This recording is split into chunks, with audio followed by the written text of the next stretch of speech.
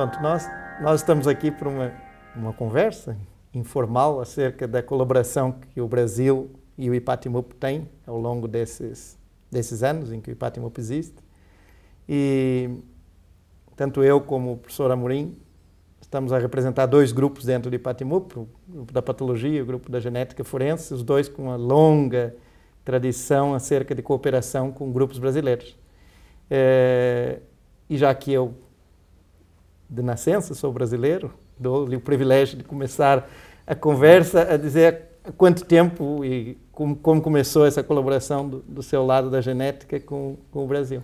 O Fernando começa por abusar das minhas capacidades. Eu já nem me lembro quando é que começou. Mas há muitos anos. Seguramente. Sim. Nós nunca tivemos colaborações formais naquele sentido de ser papel escrito com a universidade. Deve ser por isso que funciona, não é? Exato. Isso ia dizer. Mas seguramente mais de 10 anos. E as colaborações têm sido, para mim, uma fonte de surpresa, porque quer nós queiramos, quer não, temos sempre estereótipos sobre o que é o brasileiro, o que é o Brasil. Depois você vai lá e vê que é diferente e que as pessoas são muitas vezes surpreendentes. E se há alguma pedra de toque nas colaborações do meu grupo, enquanto eu tiver alguma responsabilidade nele, é não assumir posições que podiam ser classificadas de coloniais. Isto é, eu não permito que amostras de portugueses sejam exportadas para serem utilizadas por americanos, por exemplo, a troco do meu nome vir no artigo. E também não permito que isso seja feito no Brasil, o que faz com que as nossas colaborações sejam, de facto, muito mais duráveis. Quer dizer, as pessoas que se atrevem, que ousam colaborar connosco, é para trabalhar, não é só para dar umas amostras e assinar no fim. E nem viajar aqui para lá. Pronto. Embora seja bom viajar, mas na minha idade já começa a doer, porque algumas das últimas viagens eu demorei mais tempo na viagem que o tempo que lá estive.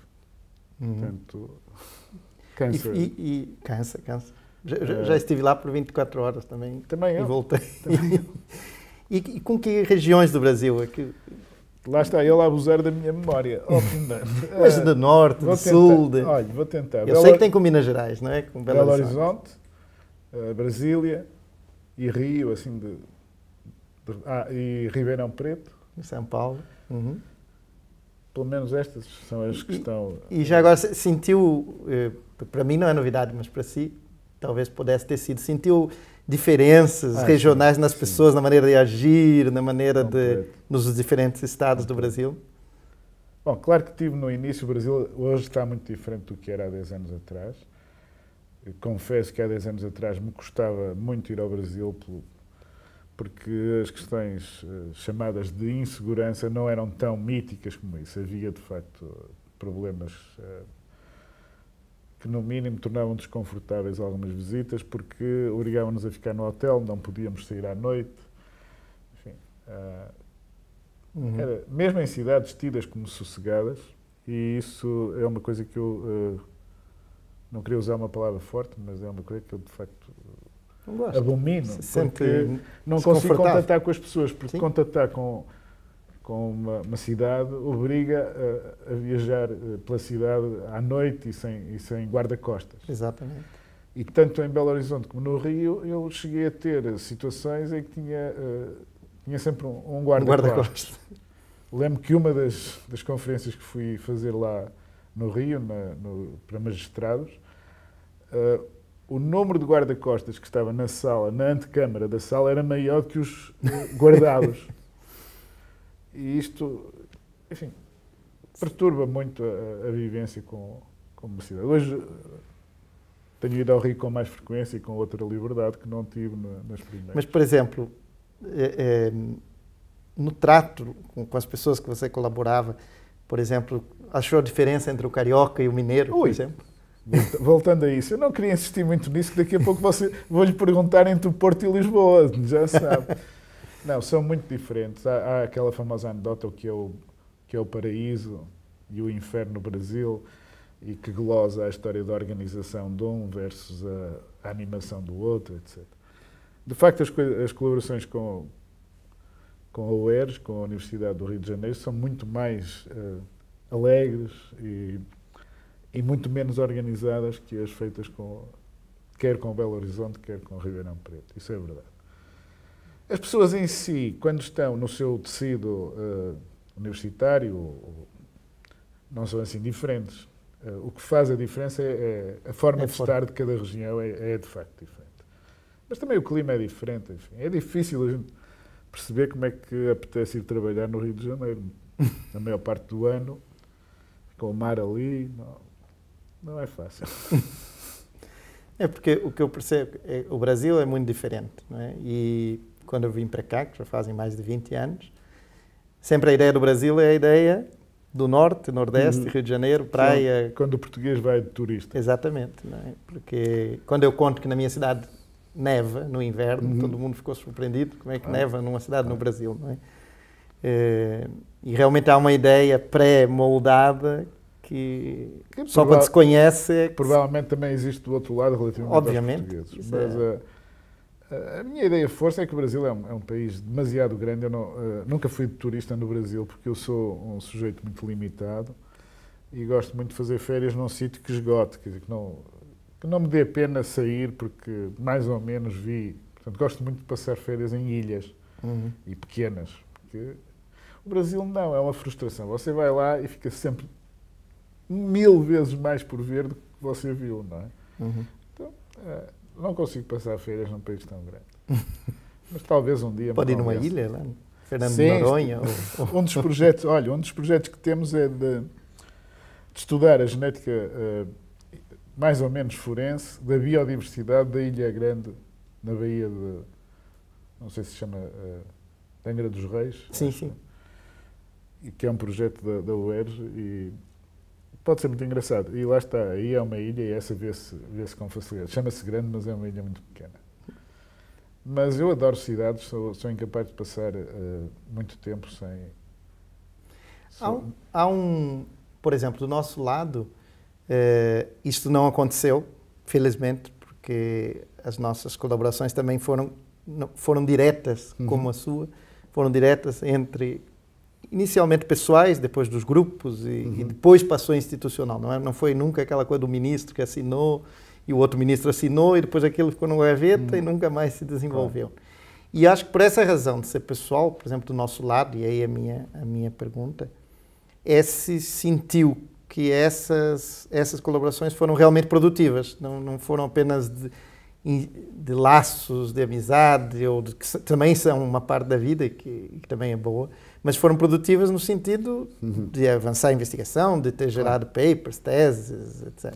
Não, nesse aspecto mais contabilístico foram super produtivas, mas você conhece-me, eu sou sempre um insatisfeito, acho que podia ser muito mais e principalmente podia ter mais facilidade de apoio institucional do que tem tido. Isto é, nós fazemos tudo isto contra as instituições. Eu custa-me um bocado pôr nesta parelha de um lado Ipatimup e do outro Brasil. Peço-me aquelas imagens da pulga e do... pretensão da nossa parte. Coitadito do Ipatimup. Bom,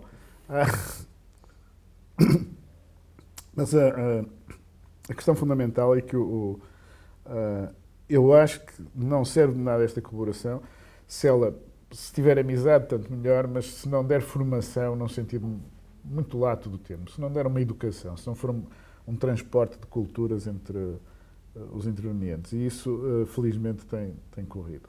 Não tanto como eu gostaria. Por exemplo, nós temos enfrentado imensas dificuldades, apesar de termos toda a boa vontade dos reitores de ambos os lados, quer em Brasília,